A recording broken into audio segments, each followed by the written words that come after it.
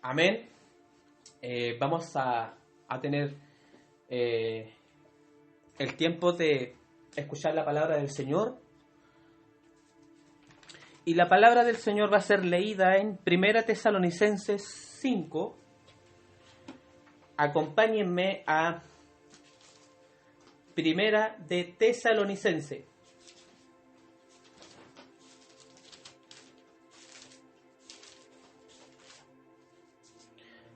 Primero de Tesalonicenses capítulo 5, versículo 16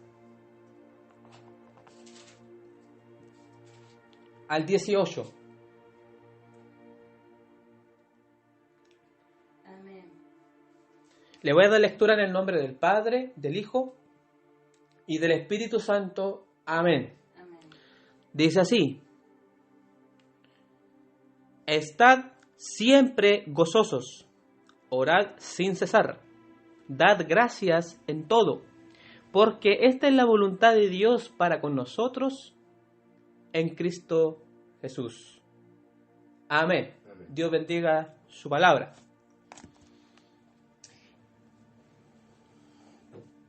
Bueno, sabemos de que no hemos gozado con el Señor, ¿verdad?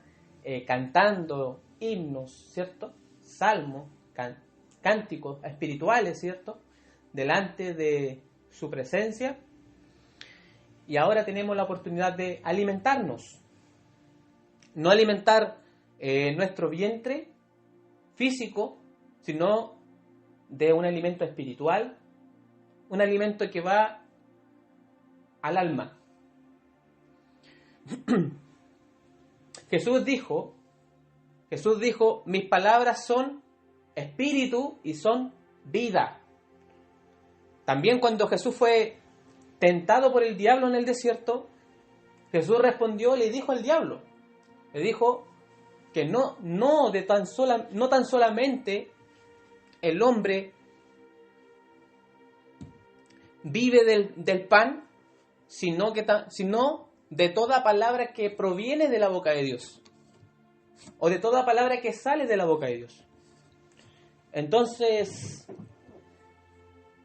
nosotros nos alimentamos de esta palabra. Queremos comer, saciarnos de la palabra del Señor. El salmista David, en el Salmo 119, versículo 105, dice: lámpara es a mis pies tu palabra y lumbrera a mi camino. Entonces es importante, mi hermano, que entendamos que la palabra de Dios es nuestro alimento. Nosotros pensamos en el pan muchas veces, alimentarnos físicamente, y descuidamos de alimentarnos espiritualmente. Por eso nosotros, aparte de alimentarnos también, la palabra nos da normas, ¿cierto?, que conducen a nuestra fe y práctica para lograr nuestra salvación. Un profeta dijo en el Antiguo Testamento: mi pueblo fue destruido, ¿por qué? Por falta de conocimiento. Es importante estudiar la palabra del Señor. Es importante escudriñar la palabra del Señor. ¿Por qué? Porque a través de la palabra os parece a vosotros encontrar la vida eterna. Y ellas son las que dan testimonio de nuestro Señor Jesucristo. Mi hermano, es importante alimentarnos de la palabra del Señor. Y yo tengo hambre y sed de la palabra de Cristo. Sed y hambre de la palabra de nuestro Dios. Entonces, mi hermano, antes de centrarme de lleno a hablar acerca de este tema, de que se trata, de 1 Tesalonicenses capítulo 5, versículos 16 al 18, lo he titulado como la importancia de la oración. Y antes de centrarme de lleno a explicar lo que la palabra del Señor quiere comunicar, quisiera decirle, recordarle, de que la palabra del Señor en totalidad es nuestra norma de fe, conducta y práctica. La palabra del Señor es autoritativa, regla de fe, norma. La palabra de Dios es inspirada por el Espíritu Santo. Cuando uno lee la Biblia, está leyendo y escuchando la voz de Dios mismo a través de este escrito sagrado. Entonces, mis hermanos, debemos recordar, por ejemplo, de que el Señor, cuando creó al primer hombre en el huerto del Edén, lo creó a imagen y semejanza. Dios lo creó con facultades de que el hombre podía comunicarse con Dios. Dios lo creó para que el hombre tuviera compañerismo con Dios, para que el hombre se pudiera comunicar con Dios, para que el hombre tuviera una relación íntima con su Hacedor. Dios lo creó así al hombre. Dios no creó al hombre pecador, sino que Dios creó al hombre en rectitud y justicia original. Sin embargo, el hombre era mutable y podía caer de dicho estado en que fue creado. Amén. A causa del pecado, el hombre quedó separado de Dios. El hombre murió tanto físicamente como espiritualmente. Es lo que dice Pablo en Romanos capítulo 6, versículo 23. Porque la paga del pecado es muerte. El hombre murió por desobedecer al mandato de Dios. Murió espiritualmente. Eso es lo que dice Pablo a los cristianos de Éfeso en el capítulo 2 de Efesios, versículo 1, cuando dice, y Él os dio vida cuando vosotros estabais muertos en delitos y pecados. Esa era la condición del cristiano antes de su conversión. Así era nuestra condición. Estábamos separados, muertos espiritualmente, delante de Dios. Estábamos separados. Dios es santo. La palabra santo proviene del hebreo kadosh, que quiere decir apartado. Dios está apartado del pecado. Dios está apartado de cualquier malicia. Dios está apartado. Este Dios que es santo también es ¿qué? Es trascendente. ¿Qué quiere decir eso? Que Él habita en luz inaccesible, de acuerdo a 1 Timoteo capítulo 6, versículo 16. Dios habita en luz inaccesible. Dios es trascendente. Él está por sobre la creación. Él es el Altísimo. Ese término que usaban los santos en el Antiguo Testamento refleja de que Dios es alto, de que Dios es sublime, altísimo, el inalcanzable, de que Dios está por sobre todo. Sin embargo, este Dios que está por sobre todo también es codescendiente. Dios también toma la iniciativa y se acerca al hombre. Amén. Dios se revela al hombre y lo hace de tres maneras diferentes. Lo hace por la obra de creación, lo hace por la revelación especial a través de su palabra escrita y también por la palabra encarnada. Las obras de creación es todo lo que uno ve. Es todo lo que uno ve, observa. Los árboles, los animales, las estrellas, la luna, el planeta, etc. Son las obras que Dios ha dado como testimonio de que Él existe. Eso está explícitamente explicado por Pablo en su carta a los Romanos capítulo 1. Y también el Señor ha puesto una ley escrita en el corazón, de tal manera que el hombre conoce el bien y el mal. Es verdad, el pecado ha manchado las facultades del hombre. Es verdad que el pecado ha hecho que el hombre esté radicalmente muerto en delitos y en pecado.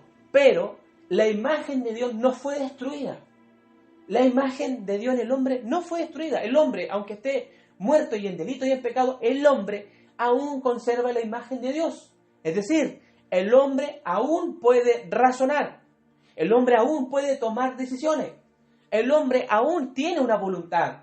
El hombre aún, aunque esté muerto en delitos y en pecado, tiene una conciencia.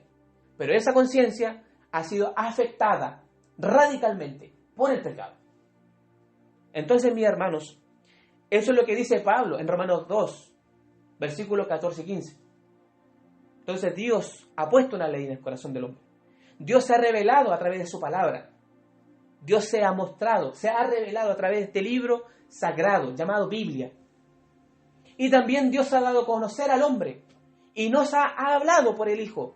Como dice el libro de Hebreos capítulo 1, que Dios desde las antigüedades o el pasado nos había hablado por profecía, por profetas, por medio de los profetas, pero en los postreros días nos ha hablado ¿por quién? Por el Hijo. Dios se ha revelado a través del Hijo.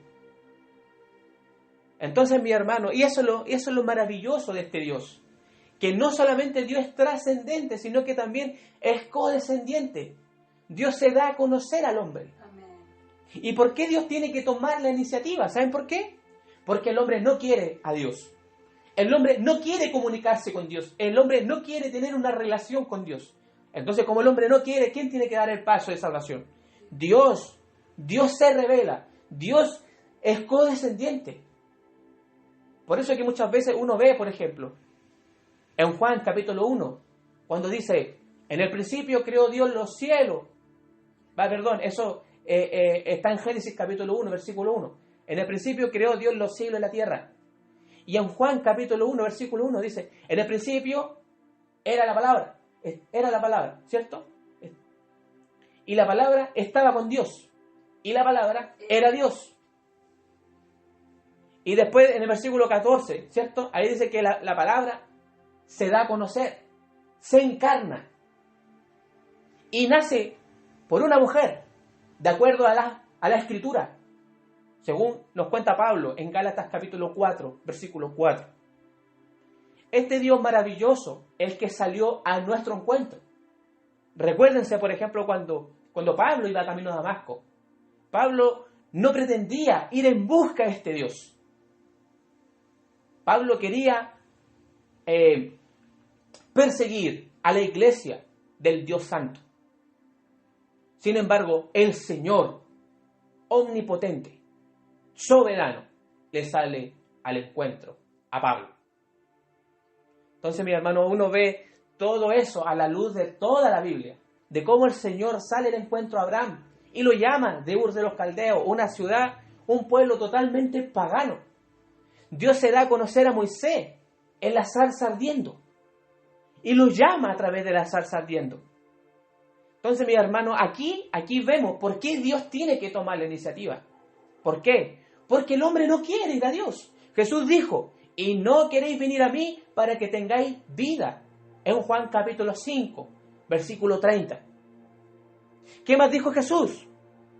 Ninguno puede venir a mí si el Padre que me envió no le trajere. ¿Y saben por qué ninguno puede venir a él? No es porque Dios lo obligue a no ir, sino porque el hombre, de su propia naturaleza, el hombre no quiere nada con Dios. El hombre no quiere ir a Dios. El hombre es rebelde. El hombre tiene designios contrarios a la voluntad de Dios.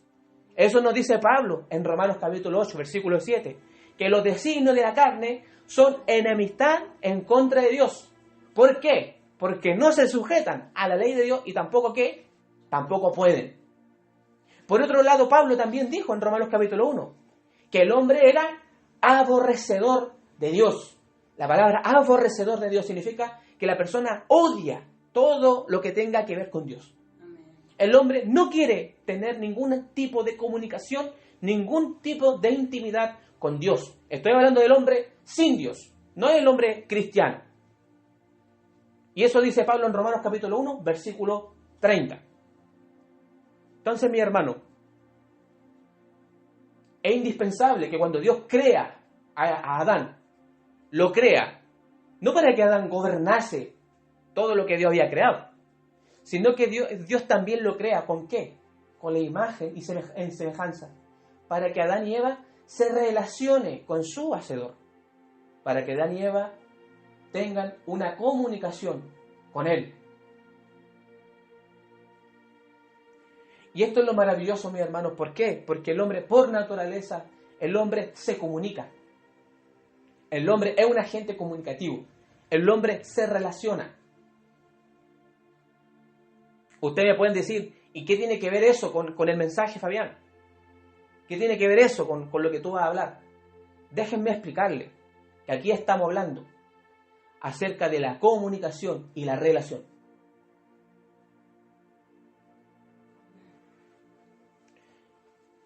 Paul Watzlawick, un gramatólogo, dijo que es imposible que no haya comunicación. Que la comunicación puede ser oral, escrita, mediante señales, mediante signos. Es imposible que no se dé la comunicación. Nuestro Dios, hermano, no es como plantea el deísmo, por ejemplo. El deísmo dice, ¿qué cosa? Que Dios creó todo, pero después Dios coloca el mundo con leyes universales y ahora el mundo se rige solo. Dios no tiene nada que ver con el mundo. Dios abandonó al mundo. Pero la Biblia dice todo lo contrario. La Biblia, ¿qué dice en esos capítulos 17, versículo 28? Porque en Él vivimos y nos movemos y somos. Es decir, Dios sostiene su creación. Dios preserva su creación. Y Dios también la gobierna. Eso es lo que dice, por ejemplo, Daniel 4:35.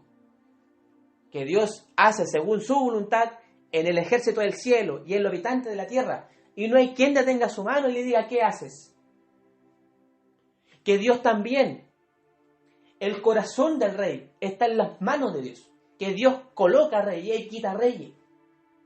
¿Qué dice Proverbios capítulo 21, versículo 1? Dice que el corazón del rey está en la mano de Jehová y a todo lo que quiere lo inclina. Entonces, mi hermano, nuestro Dios es maravilloso. Dios preserva su creación, la cuida, la conserva con sus propiedades naturales, con que fue creada. Y también Dios la gobierna. También,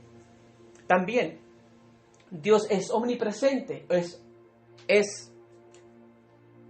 trascendente, ¿verdad? Inmanente. Dios lo llena todo.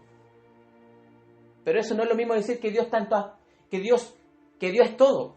En el sentido, por ejemplo, que la creación es Dios. Lo que hace el panteísmo.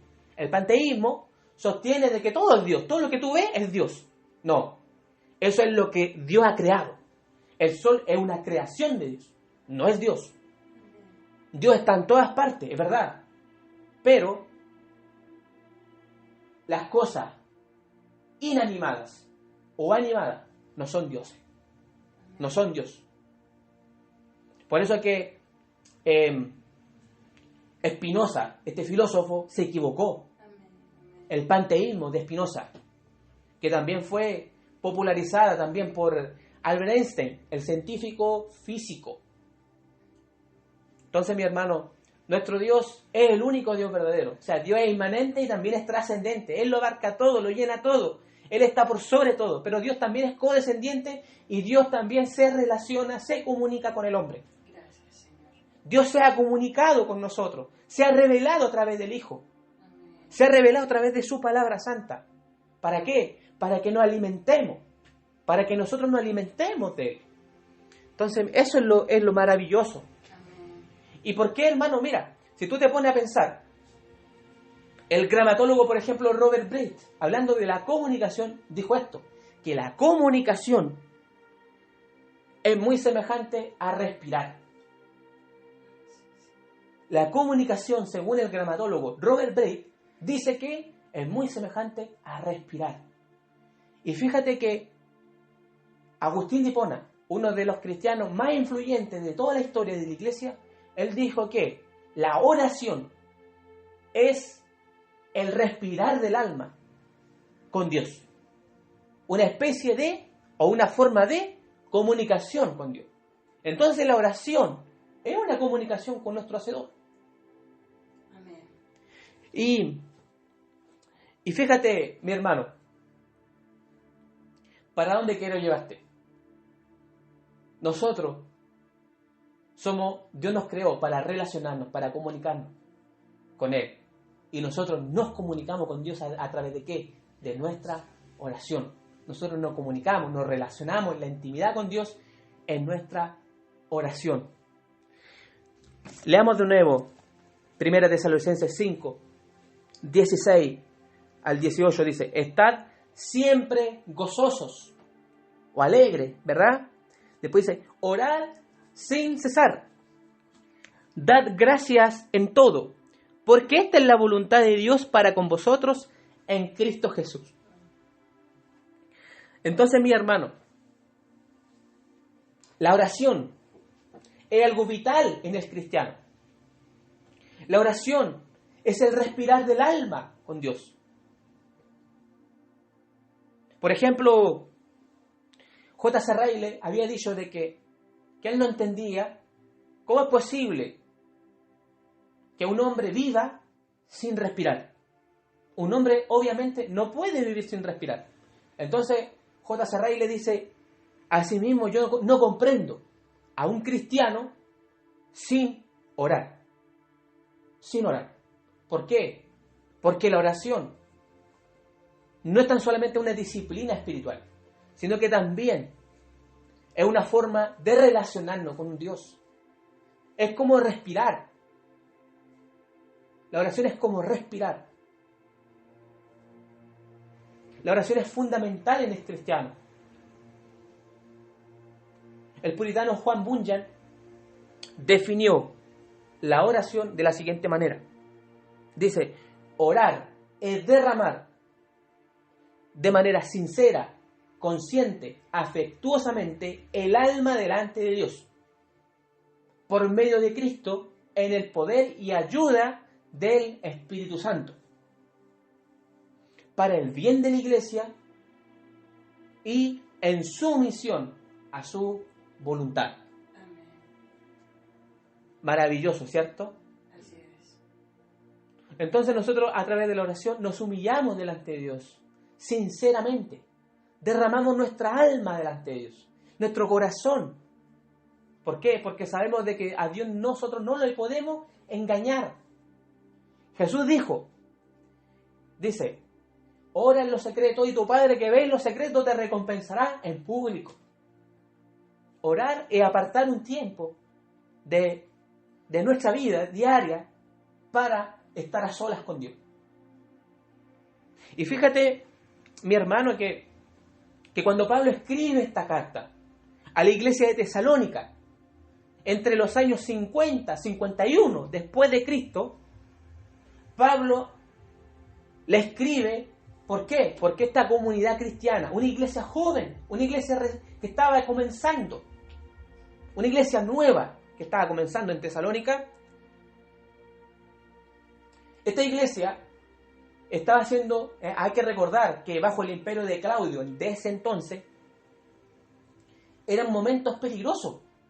La iglesia tenía amenaza.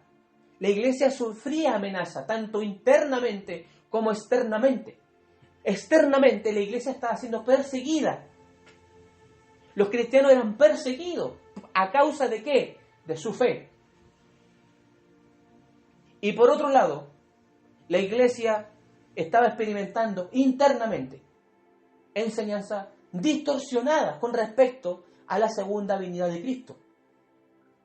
Por eso Pablo escribe esta carta para alentar a los cristianos. Alentar a los cristianos de Tesalónica. ¿De qué? De que perseveren en la oración. Dice el versículo 17, orad sin cesar. ¿Qué significa eso? Significa, sean perseverantes en la oración. Amén. Oren en todo tiempo. Está bien, están sufriendo persecución, pero no dejen de orar.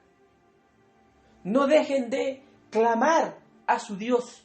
Amén. No dejen de estar en intimidad con su Dios.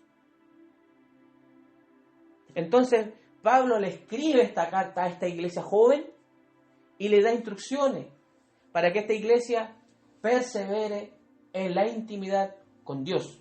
De que no importa de que estén siendo perseguidos.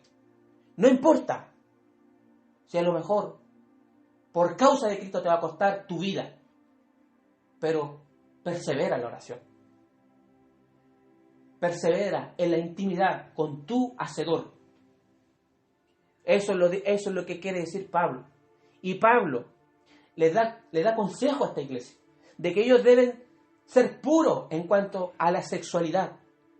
conservarse puro en cuanto a la predicación del Evangelio, de que sus vidas tienen que ser intachables para que el Evangelio no tenga estorbo.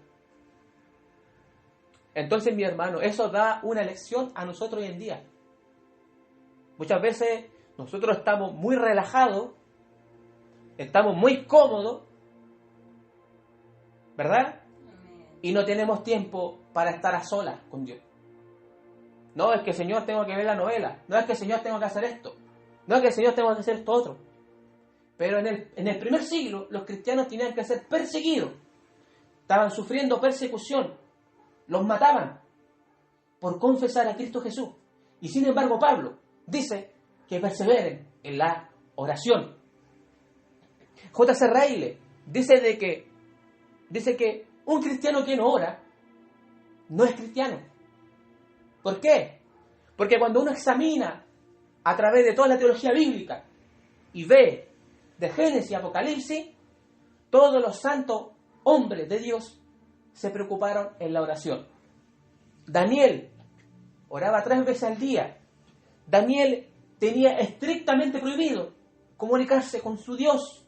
Sin embargo, Daniel prefería 1000 veces desobedecer al hombre, pero agradar a su Dios. Amén, Señor, ayúdanos. Y lo otro, mis hermanos, es que Pablo mismo dijo, si él recibía honores del mundo, de los hombres, no sería servidor de Cristo. Entonces, mi hermano, vamos a tener lucha en este mundo. Vamos a tener adversidades en este mundo. La iglesia va a tener enemigos, tanto externos como internos. Pero ante todas esas cosas, Cristo prometió estar con su pueblo. Amén. Cristo prometió estar hasta el fin con su pueblo. Y eso, mi hermano, debe ser un motivo de alegría, de gozo. Es triste ver de cómo gente que es cristiana no se relacione con su Dios. Es triste ver y saber de cristianos que no le oran al Señor. Por otro lado también, hay gente que es hipócrita, hace oraciones mecánicas, repiten ciertas frases de memoria, esa misma frase que repitieron cuando eran niños. No, la oración no es algo mecánico. La oración no puede ser algo forzado. No puede decir, el pastor dijo que oráramos, entonces yo tengo que orar. Si el pastor no me lo dice, yo no oro. No, mi hermano. Tú tienes que orar. ¿Por qué? Porque eso demuestra de que tú has entendido el Evangelio. Eso demuestra que tú estás vivo para con Dios. Hay gente que ora de manera mecánica, ora de manera obligada. Pero la oración es derramar nuestra alma delante de Dios, en la intimidad, a solas con Dios. Daniel, cuando él oraba con Dios, oraba 3 veces al día. Se propuso en su corazón no contaminarse con la comida que salía del rey, de la mesa del rey. Prefirió 1000 veces ser echado al foso de los leones con tal de agradar a su Dios. Sadrach, Mesach y Abednego no se inclinaron a la estatua que había levantado Nabucodonosor. Fueron echados al horno de fuego. Cuando el hombre quiere castigar, cuando el hombre quiere demostrar su ira, hace inventos totalmente terribles. Inventa tipos de tortura para asesinar. Pero los hijos de Dios prefieren 1000 veces agradar a Dios en vez de ¿qué? De agradar a los hombres. Un hijo de Dios nunca va a agradar al hombre. El hijo de Dios está comprometido a obedecer la palabra del Señor. Entonces, mi hermano, por otro lado, Juan Calvino dijo que la oración es la comunicación de Dios con el hombre. Por otro lado, el teólogo Charles Hodge dijo que la oración es la comunicación del alma con Dios. Entonces, mi hermano, ¿por qué debemos orar? ¿Por qué debemos orar? ¿Por qué? Piensen ustedes un poco. ¿Por qué debemos orar? El cristianismo primitivo oraba. Pablo decía, orad sin cesar. ¿Por qué debemos orar? Primero, porque Dios demanda orar. Dios demanda orar. Eso nos dice, por ejemplo, 1 Tesalonicenses 5:17. Orad sin cesar. Orad.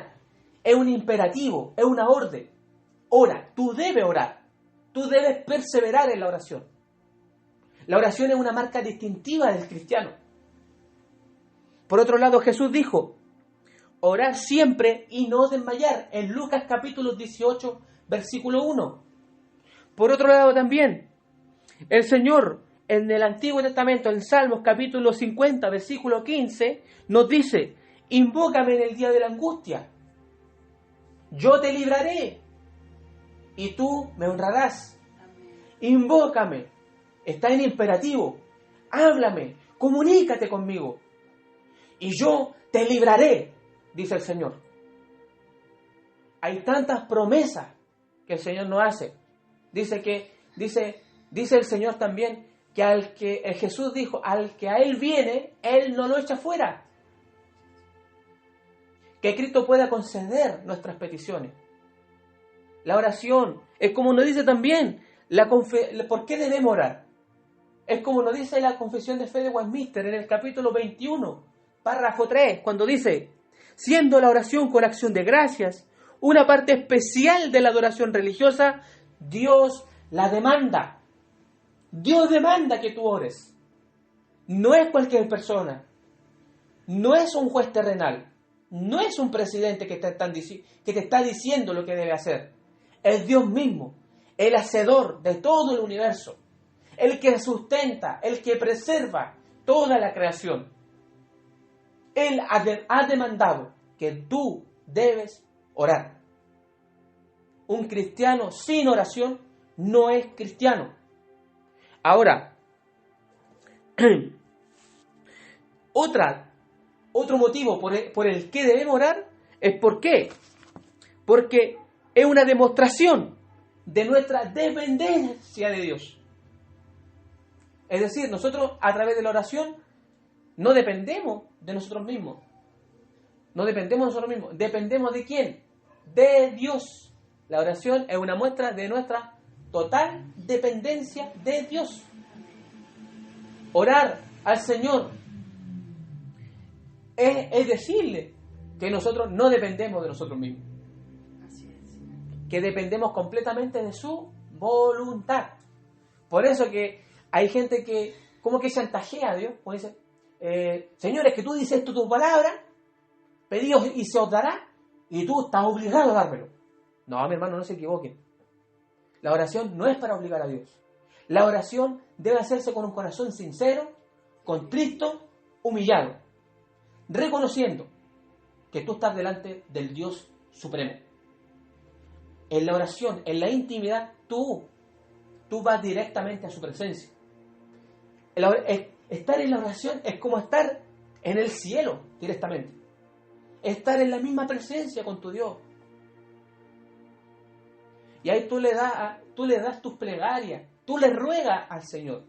Acuérdense que Daniel, los profetas del Antiguo Testamento, en sus oraciones, ¿qué hacían ellos? Ellos se humillaban a Dios, se vestían de cilicio, se vestían con ropa, con traje, eso tira, por decirlo de alguna manera, eso pedazo, que demostraban su total humillación.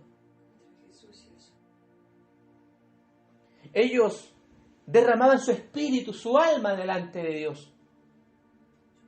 Ellos rogaban al Señor, lloraban delante de Cristo, delante del mediador del pacto, delante de su Dios. Ellos derramaban su corazón, su alma.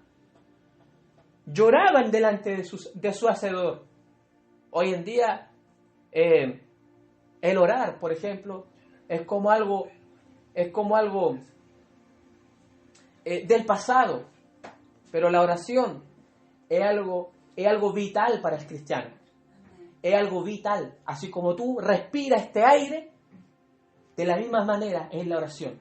Tú estás respirando para con Dios, espiritualmente. En nuestras oraciones, la importancia de orar es ¿por qué? ¿Por qué debemos orar? Porque también a través de la oración nosotros elogiamos al Señor. También dependemos de Dios. Por ejemplo, leamos Mateo 26, 42. Mateo 26, 42.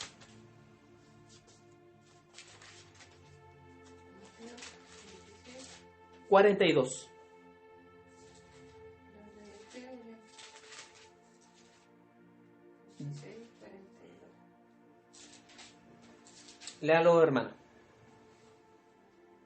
Otra vez fue y oró por segunda vez y dijo: Padre mío, si esta copa no puede pasar de mí sin que yo la beba, que se haga tu voluntad. Amén.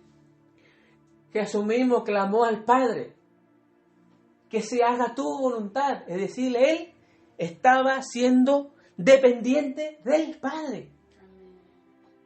¿Y qué nos dice también, por ejemplo? La oración también es con acción de gracia. Eso nos dice Romanos capítulo 12, versículo 12. Leamos Romanos capítulo 12, versículo 12.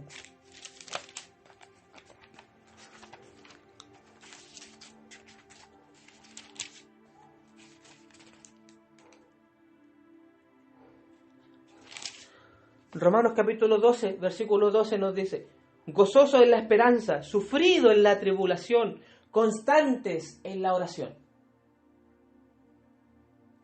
Constantes en la oración.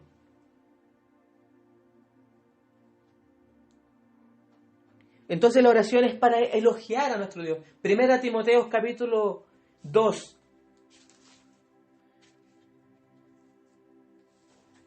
Primera Timoteo capítulo 2 versículo 1 nos dice: exhorto ante todo a que se hagan rogativas, oraciones, peticiones y acciones de gracias por todos los hombres, por los reyes y por los que están en eminencia, para que vivamos quieta y reposadamente en toda piedad y honestidad. Entonces, la oración debe ser con actos de ¿qué? De súplica, ¿cierto? Debemos, en nuestras oraciones, tener presentes nuestras peticiones delante de Dios, haciendo con acciones de gracia, elogiar a Dios. Y debe hacerse con súplica, no esperando nuestra voluntad, sino descansando en la voluntad soberana de Dios. ¿Por qué? Porque Dios sabe lo que a nosotros nos conviene. Dios nunca va a hacer algo para nuestro mal. Siempre todas las cosas las va a hacer para nuestro bien, para el bien de nuestra alma, para el bien de nuestro espíritu. Entonces, mi hermano, eso es lo importante de orar.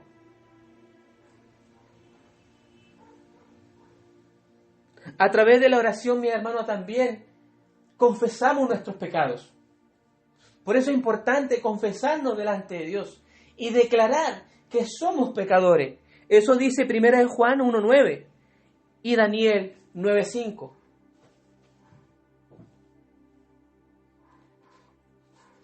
Primera de Juan 1:9. Dice la palabra del Señor: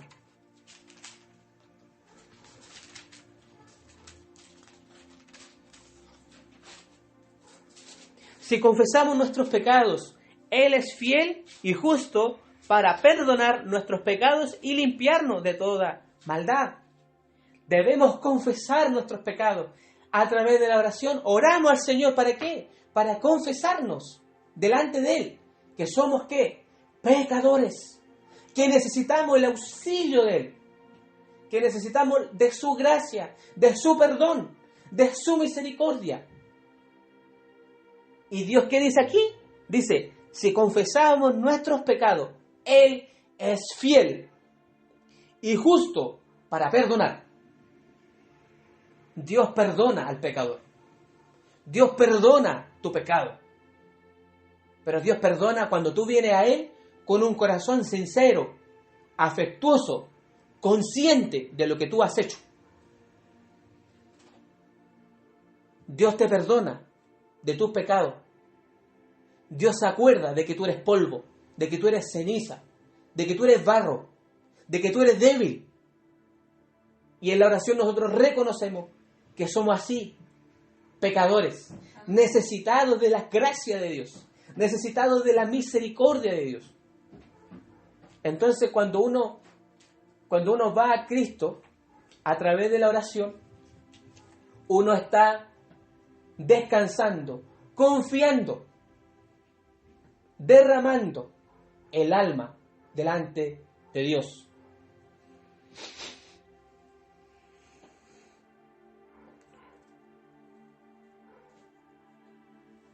Entonces, mi hermano, ¿cómo debemos orar? ¿Cómo debemos orar? En primer lugar, debemos orar con fe, con seguridad de que Dios nos escucha. ¿Qué dice Salmos 66, versículo 19?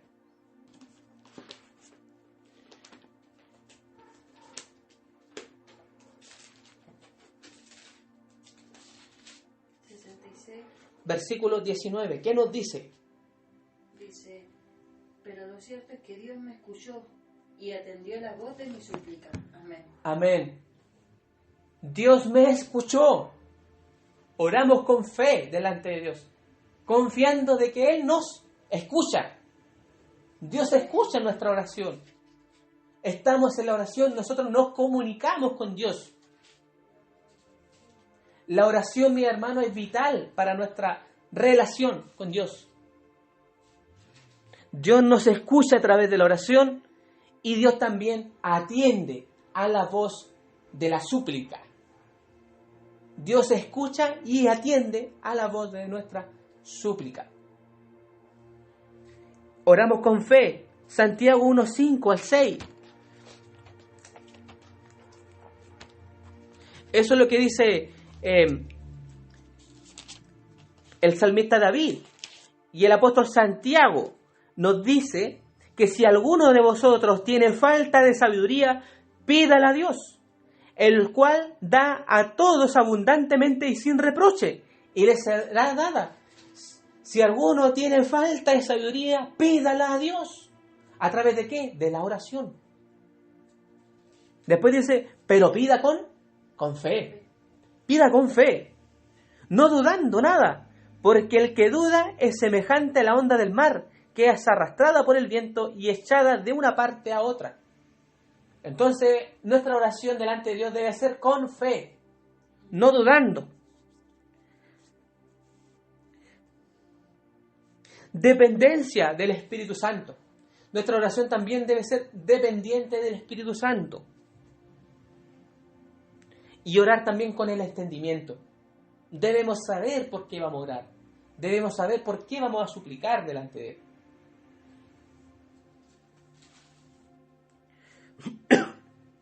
En Romanos 8, 26.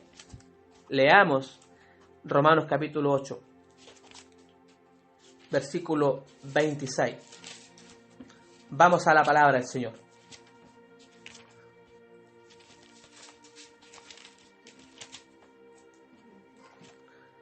Romanos 8, 26 nos dice, y de igual manera el Espíritu nos ayuda en nuestra debilidad, pues ¿qué hemos de pedir como conviene? No lo sabemos, pero el Espíritu mismo intercede por nosotros con gemidos indecibles. Oramos dependiendo del Espíritu Santo. El Espíritu Santo clama en nuestros corazones, Abba, Padre. El Espíritu Santo, nosotros dependemos, oramos en conexión con la tercera persona de la Trinidad, el Espíritu Santo. Y también oramos con entendimiento. Eso dice Pablo en 1 Corintios capítulo 14, versículo 15. Orar con entendimiento. Nuestras oraciones no pueden ser sin conocer a Dios. 1 Corintios capítulo 14, versículo 15.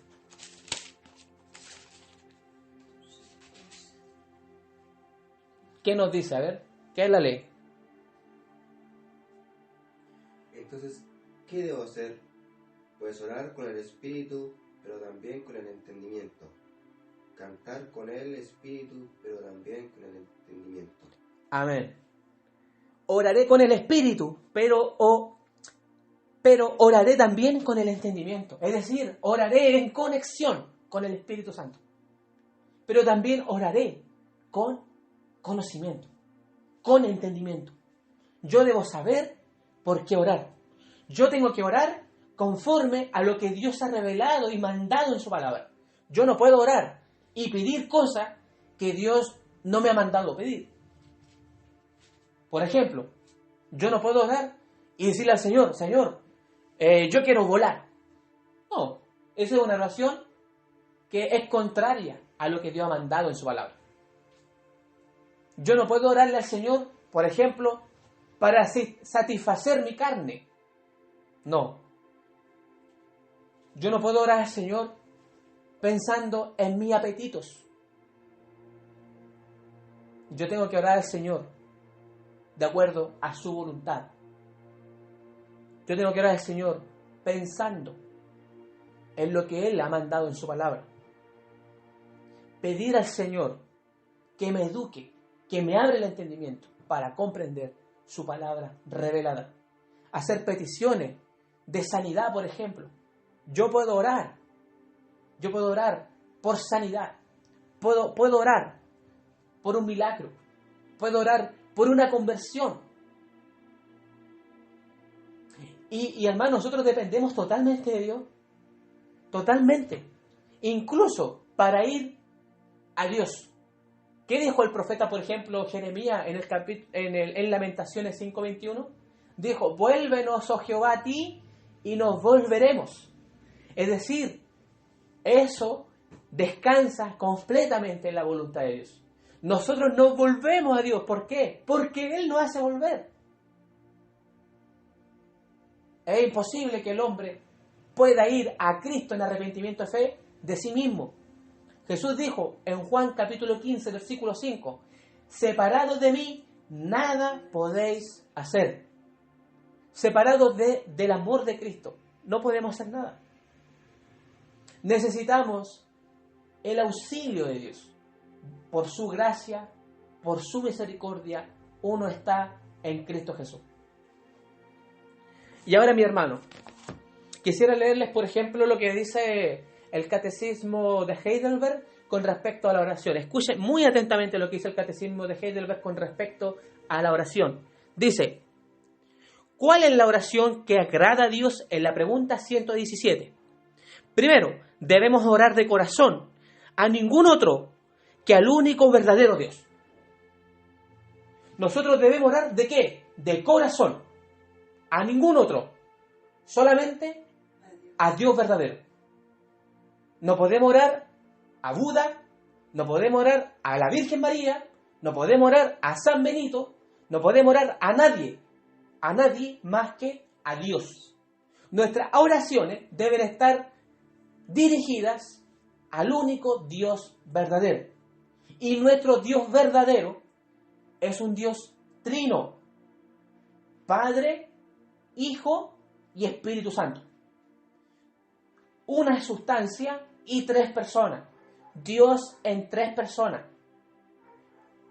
El único Dios verdadero. Dice que se nos ha revelado en su palabra, pidiendo por todo lo que Dios nos ha mandado que pidamos. Debemos pedir solamente las cosas que Dios nos ha mandado por su palabra. Segundo, debemos reconocer plenamente nuestra necesidad y miseria. Cuando tú oras al Señor, tú estás reconociendo de que tú necesitas de Dios, que tú necesitas del auxilio de Dios. Y debes reconocer tu miseria, en el sentido de que tú eres un pecador, de que tú no eres autosuficiente, de que tú dependes de Dios, para humillarnos delante de la presencia majestuosa de Dios. Para eso oramos, en segundo lugar, para humillarnos delante de Dios, para humillarnos.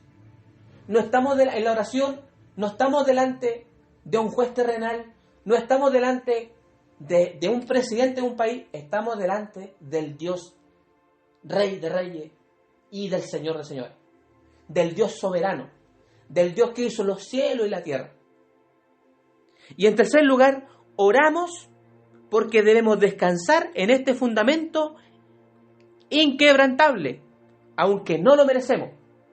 Dios de seguro oirá nuestra oración, debido a Cristo nuestro Señor. Amén.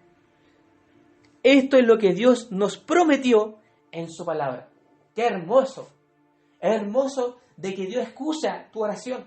Cuando tú oras a tu Dios en el secreto, en la intimidad, Dios escucha tu oración.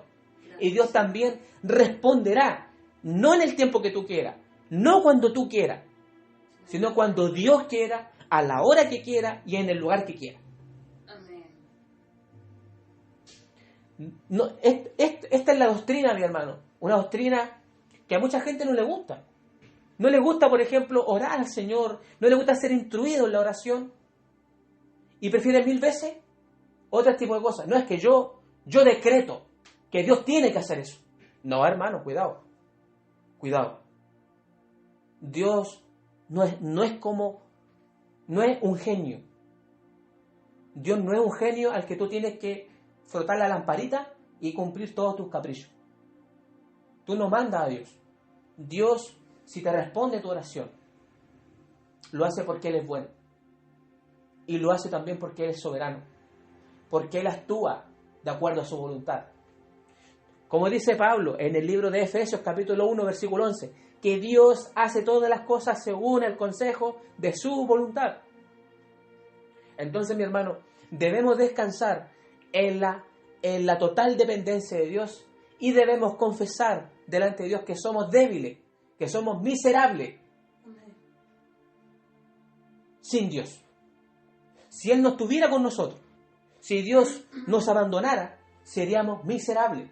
Amén. Pero gloria al Señor, que Dios no nos habla para que tengamos comunión con Él, para que tengamos una intimidad con Él. Gloria al Señor, que nos ha salvado por la gracia y la misericordia, sin que tú y yo no lo merezcamos.